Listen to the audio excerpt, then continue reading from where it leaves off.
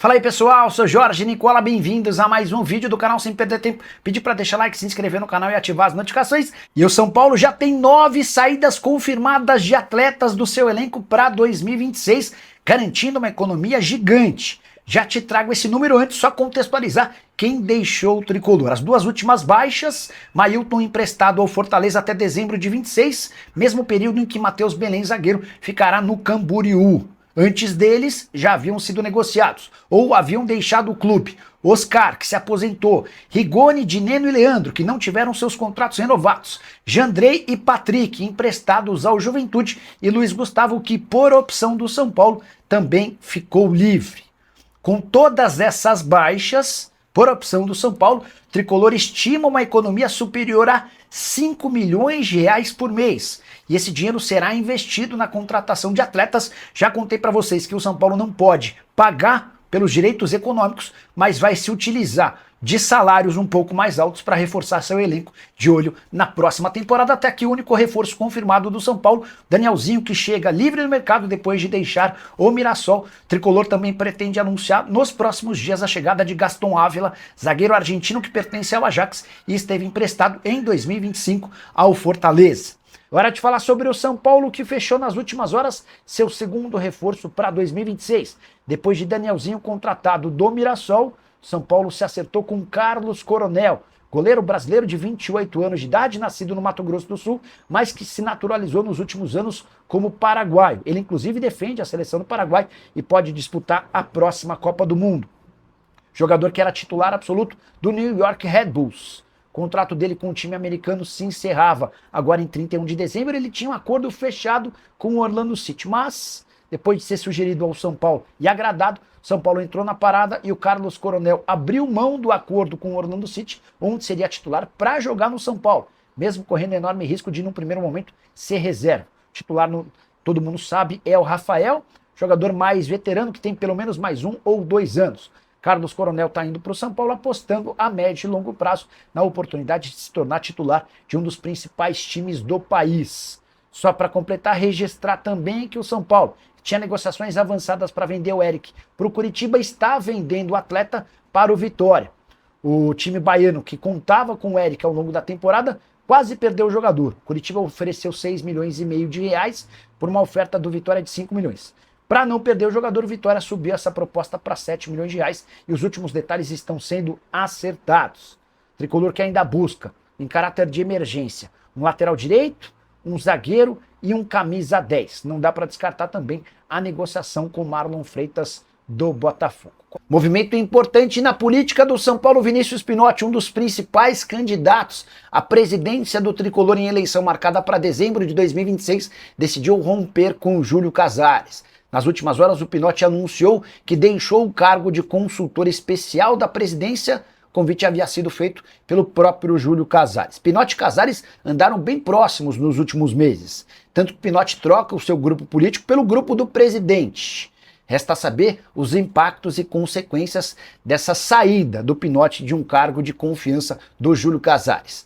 Na publicação em que explica a sua saída desse cargo, Pinotti escreve o seguinte, abre aspas, tomei essa decisão de forma consciente, responsável e definitiva em razão de divergências quanto à condução e aos rumos adotados, mantendo meu compromisso com os princípios e com a coerência do que considero a melhor coisa para a instituição.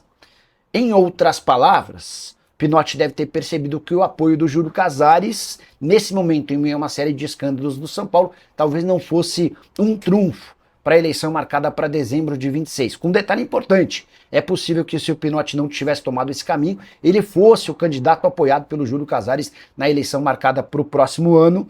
O Márcio Carlo Magno, que era o favorito do Júlio, acabou perdendo um pouquinho de força interna por conta daquele escândalo envolvendo os camarotes vendidos de forma clandestina por Mara Casares e companhia, embora, importante que se diga, Márcio Carlo Magno não teve participação nenhuma e ele inclusive já preparou sua defesa para ser apresentada no Conselho Deliberativo do São Paulo.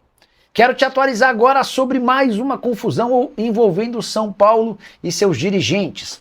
Nos últimos dias vazou um áudio de uma mulher chamada Rita de Cássia Adriana Prado, e ela cobrava o Douglas Schwartzman, diretor das categorias de base, aquele que também se envolveu em confusão relacionada à venda de camarotes de maneira clandestina. Nesse contato telefônico, a Rita cobrava o Douglas por não ter recebido um carro BMW. Só para você entender, São Paulo e Austin, que é uma concessionária da BMW, haviam firmado um acordo no início dessa temporada que previa a cessão temporária de 12 carros BMW para o São Paulo num contrato de abril a dezembro. Durante esse período, na troca por esses 12 carros, São Paulo cederia um camarote para 31 pessoas no Morumbis, além de propriedades de marketing e outras ativações.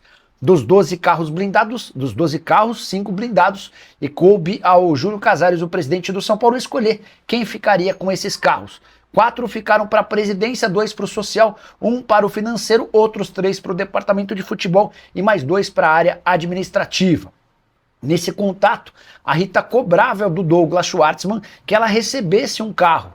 E o Douglas dizia que não tinha por que ela receber esse carro, até porque ela foi apenas uma intermediária da negociação. Vamos ver se esse assunto também vira alvo de investigação da polícia. Já contei para vocês que o Thiago Corrêa, o mesmo delegado que conseguiu indiciar o presidente do Corinthians, Augusto Melo, por furto qualificado, formação de quadrilha, entre outras coisas, está investigando o sumiço de mais de 10 milhões de reais do São Paulo, com saques periódicos, todos relacionados à contratação de atletas. Hora de falar sobre o Galo para contar que Gustavo Scarpa tem muitos interessados.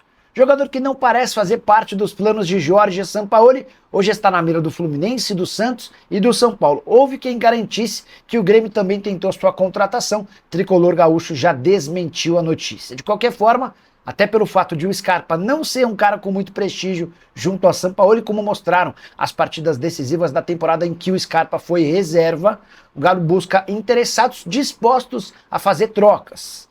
A ideia é tentar trazer jogadores importantes de peso para o Galo na troca pelo meia atacante, que ganha mais de R$1 milhão por mês e custou 5 milhões de euros. Até por isso, a intenção dos acionistas do Atlético é recuperar o investimento, ou o clube que quer contratá-lo paga os 5 milhões de euros ou oferece jogadores importantes na troca. Quero falar agora sobre o São Paulo, que voltou a debater a contratação de Gaston Ávila. Dá para dizer que há otimismo pelos lados do Morumbi em relação à chegada do zagueiro argentino de 24 anos de idade que pertence ao Ajax. O Ávila esteve emprestado ao Fortaleza ao longo da temporada. Com o rebaixamento do time, o Lion descartou a possibilidade de comprá-lo, operação de compra de 6 milhões de euros. São Paulo havia feito ao Ajax a seguinte proposta: empréstimo gratuito, com metade do salário sendo pagos pelo time holandês. Só que o Royal Antwerp, da Bélgica, e um time da Major League Soccer também entraram na parada. Até por isso, São Paulo precisou melhorar as condições desse empréstimo. A última proposta feita pelo Tricolor agradou ao Ajax. Como o Gaston Ávila já havia dito sim para o São Paulo, existe a expectativa de que nas próximas horas, talvez ainda nessa semana, o Ávila possa ser anunciado como o segundo reforço tricolor para 2026. O primeiro, você sabe, Danielzinho, volante de 31 anos de idade, que havia sido adquirido no fim do seu contrato com o time do Mirassol. Só para completar em relação ao São Paulo, contei para vocês ao longo dessa semana que Marlon Freitas interessa. Jogador que pertence ao Botafogo e pode ser envolvido numa troca. O grande problema é que o Pablo Maia, como eu também já havia contado, não se interessou pelas cifras oferecidas pelo Botafogo. Ou o Botafogo aumenta a sua oferta ou não haverá negócio. Fala pessoal, estamos aí com atualizações importantes do São Paulo. Se inscreva e ative o sininho para receber mais atualizações do Tricolor. Deixe seu like, que é muito importante para o crescimento do canal. Utilize o espaço aqui embaixo para registrar sua opinião. Ficamos por aqui com mais esse giro de notícias. Um abraço e até o próximo vídeo.